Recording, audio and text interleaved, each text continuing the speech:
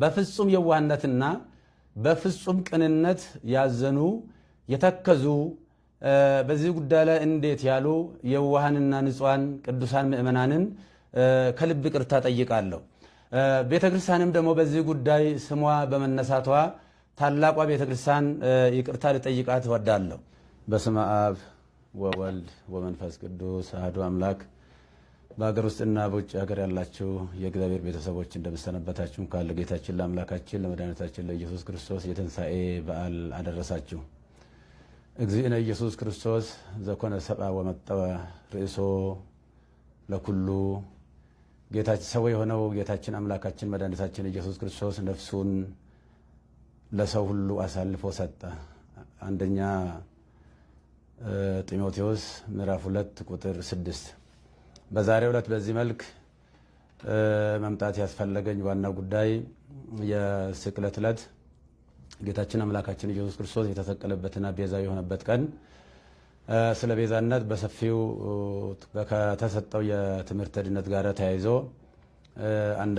አንዳንድ ብዥታዎችና ጥያቄዎች ስለተፈጠሩ እነዚህን ነገሮች ለማጥራት ያህል ነው። እንደሚታወቀው እንግዲህ ዕለተ ስቅለት ማለት ዕለተ ሪት ማለት ነው። ጌታችን አምላካችን መድኃኒታችን ኢየሱስ ክርስቶስ ለእኛ ካለው የማይለካ ፍቅሩ የተነሳ በአጭር ቁመት በጠባብ ደረት ተወስኖ ተይዞ ታስሮ ተደብድቦ እርቃኑን ሆኖ በመስቀል ላይ ተሰቅሎ ለዓለም ፍጹም ቤዛ ሆኖ የማይደገም ቤዛ ሆኖ በጊዜና በሁኔታ በቦታ የማይወሰን ቤዛ ሆኖ የዘላለም ቤዛነቱን አግኝቶ ወደ ቅድስ በገዛ ደግሞ የገባበትና ለአዳምና ለአዳም የሰው ዘር ሁሉ በእኛ ፈንታ የታሰረበትን ታላቅ ቀን ነው የምናከብረው በየዓመቱ። እነዚህ ሲተነተን ቤዛነት በአራት እንደሚከፈል ይታወቃል። ከዛም በላይ ሊሄድ ይችላል። በእርግጠኛ በአራት ብናየው በጣም ጥሩ ነው። የገንዘብ ቤዛ አለ፣ የቁስ ቤዛ ማለት ነው። የእንስሳ ቤዛ አለ፣ የሰው ቤዛ አለ።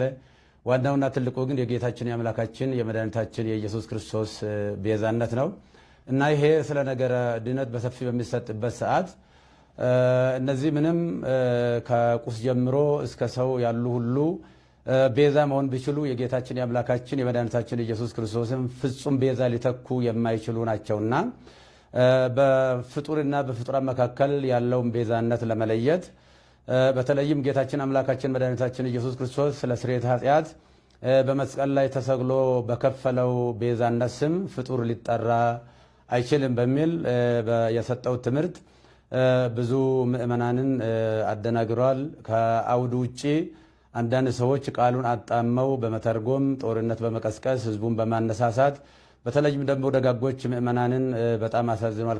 ከእመቤታችን ከቅድስት ድንግል ማርያም ጋራ እንዴት የፍጡር ቤዛ የለም ይባላል? ከገንዘብ ጀምሮ ከቁስ ጀምሮ ብዙ ቤዛዎች አሉ ብለው በመተንተን ነው ብዙ ጊዜ ሲወራ ሲነገር የነበረው። እኔ በሰዓቱ ስለ ቁስ ቤዛ፣ ስለ እንስሳ ቤዛ፣ ስለ ሰው ቤዛ ብዙ መናገር አላስፈለገኝም። ዋናው በመስቀል ላይ ተሰቅሎ ስለሱ ብቻ ነበር በሰፊ መናገር የነበረብኝና ምንም ቤታችን ቤዛ ዓለም ብትባልም የጌታችን የአምላካችን ኢየሱስ ክርስቶስን ቤዛነት አይተካም የሚል ቃል በብዙ ሰው ብዙዎቹን ግራ ጋብቶ እንደነበር አስታውሳለሁ። እንኳንም ቤታችን ቅድስት ድንግል ማርያም ይቅርና ድንጋይ ቤዛ ተብሏል፣ ወርቅ ቤዛ ተብሏል፣ ገንዘብ ቤዛ ተብሏል፣ ጫማ ቤዛ ተብሏል፣ ቆብ ቤዛ ተብሏል እና ከፈጣሪ በታች ከፍጡራን በላይ የሆነች እግዚአብሔር የመረጣትና ከአንስተ ዓለም ሁሉ አልቆ አክብሮ የፈጠራል ለእናትነት የመረጣት እመቤታችን ቅድስት ድንግል ማርያምን ከፍጡሩ ጋር እንኳን ልናወዳድራት አንችልም። አቻ የሌላት ወደር የሌላት እና ከእሷ ጋር በማጣላት በተለይም የተደረገው ቅስቀሳ በፌስቡክ እና በኦንላይን ላይ እንደሚደረገው ቅስቀሳ አይደለም። አንደኛ የኔ አስተዳደጌም አኗኗሬም በአጠቃላይ ህይወቴም ከደብረ ሊባኖስ የወጣ ነው። እኔ የተክለ ሃይማኖት ልጅ ነኝ እና በዚህ ደረጃ ነገሮችን በጣም አግሎ ብዙ ምእመናንን አስቀይሟልና እኔ ከትምህርት ቤት ጀምሮ በእመቤታችን በቅድስት ድንግል ማርያም በእንተ ስማ ለማርያም እያልን ድርቆሽ እየለመንን ኮሾሮ እየለመንን ቁራሽ እየለመንን ስሟን እንጀራ በልተንበታል ለብሰንበታልና ቤዛዊተ ዓለም ብለን በሰዓታቱ በሌላው መጻሕፍት በቅዳሴዋ በውዳሴዋ እየጻፍን እየተረጎምን እያስተማርን እንገኛለን። እኔም በግሌ ስለሷ ብዙ ሰብኬያለሁ። ስለሷ ወላዲተ አምላክነት በተለይም ንጻ ጠባይ ያላደፈባት ነውር ነቀፋ የሌለባት ኃጣዊ ያላገኛት እግዚአብሔር በንጽህና በቅድስና ከዓለም አልቆ የፈጠራት ከሁሉም አልቆ የፈጠራት አቻና ወደር የሌለባት እንደሆነች ብዙ ጊዜ በሰፊው ትምህርት ሰጥቼበታለሁ። መጽሐፍም ጽፌያለሁ። ያንን መከታተል ይቻላል። እኛ ብቻ ሳንሆን መልአኩ ቅዱስ ገብርኤልም ቡሩክት አንቲ እማንስ ወቡሩክ ፍሬ ከርስኪ አንቺ ከሴቶች ሁሉ የተለየሽ ነሽ ብሎ ያደነቃትና ያመሰገናት ፈጣሪ ለእናትነት የመረጣት እናት ስለሆነች እንኳንስ እሷን ይቅርና ማንንም በክርስትና ለመናቅ አይቻልም። እኔ የወለደችኝ ውድ እናትን በእጅጉ የሚወዳት የማከብራት ነኝና እናቴን የማከብር የፈጣሪውን እናት በምንም አይነት ተአምር ዝቅ አድርጌ የማይበት ምንም አንዳች ሁኔታ የለም።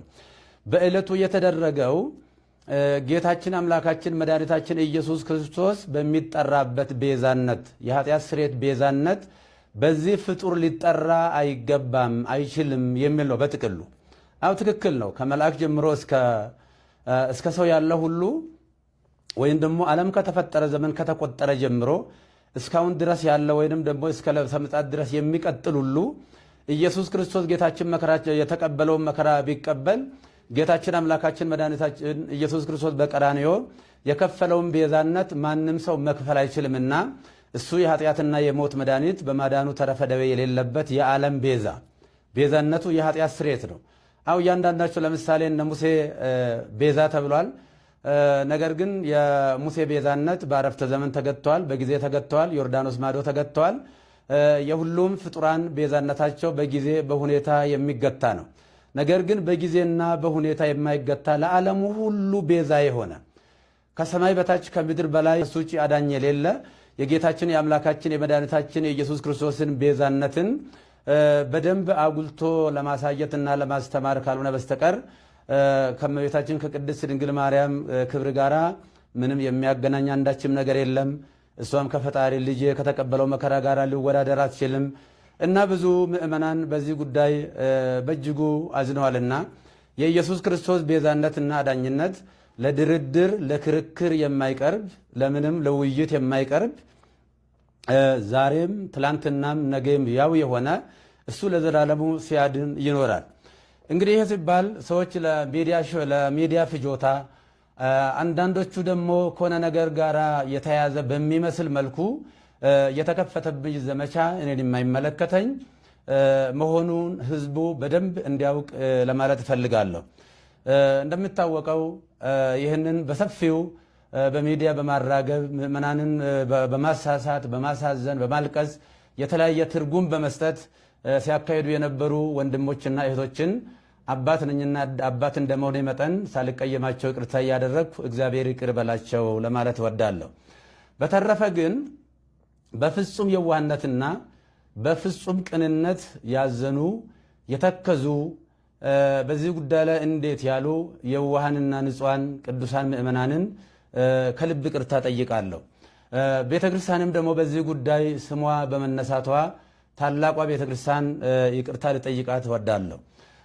ለሁላ በደንብ ግልጽ መሆን የሚያስፈልገው የእመቤታችን ቅድስት ድንግል ማርያም ንጽህና ቅድስና እግዚአብሔር የሰጣትን ክብር ስንሰብክ ነው የኖርነው፣ ወደፊትም የምንሰብከው ነው። ለምሳሌ እመቤታችን ቅድስት ድንግል ማርያም እስራኤል ቀይ ባህርን ሲሻገሩ ውሃ ሳያረጥባቸው ጭቃ ሳይነካቸው በደረቅ መሬት እንዳሻገረ ሁሉ በብሉይ ኪዳን ጥንተ አብሶ ካለባቸው ወላጆቿ እሱ በመለኮታዊ ኪነ ጥበቡ ጠብቆ አስውቦ አሳምሮ የፈጠራት እጅግ ውድ እናት ነች። በአሳ አንበሪ ዮናስ 3 ቀን ውሎ ሲያድር አሳ አንበሪ ሳያደማው ሳይቆስለው እግዚአብሔር በኪነ ጥበቡ በመለኮቱ ጠብቆ ወደ የብስ እንዳመጣ ሁሉ ከርኩሰትና ከኃጢአት ጠብቆ በቀደመው የአዳም ጥንተ ስጋ ፈጥሮ የሰጠን እናታችን ነች። ወላዲተ አምላክ አምላክ አምላክን የወለደች እግዚአብሔር ለእናትነት የመረጣት። ስለዚህ የእመቤታችን የቅድስት ድንግል ማርያም ቤዛነት የሚጀምረው እንደ ፈጣሪ ባይሆን ለምሳሌ ሙሴን ለፈርዖን አምላክ አድርጌ እሰጥሃለሁ አስነሳለሁ ለፈርዖን ቢለውም ሙሴ የባህሪ አምላክ ሆነ ማለት አይደለም። እንደዚሁም አማልክት ዘበጸጋ የሚባሉ አሉ። የጸጋ አማልክት ናቸው እንጂ የባህሪ አምላክ አይደሉም። እመቤታችን ቅድስት ድንግል ማርያም ቤዛዊተ ዓለም ብንላትም በእናትነቷ ሰማይና ምድር የማይወስነውን ልጅ ወልዳ በመስጠቷ ቤዛዊተ ዓለም እንላታለን እንጂ የጌታችን የአምላካችን የመድኃኒታችን የኢየሱስ ክርስቶስን የቀራንዮ የመስቀል ላይ ቤዛነትን ትተካለች ብለን አይደለም።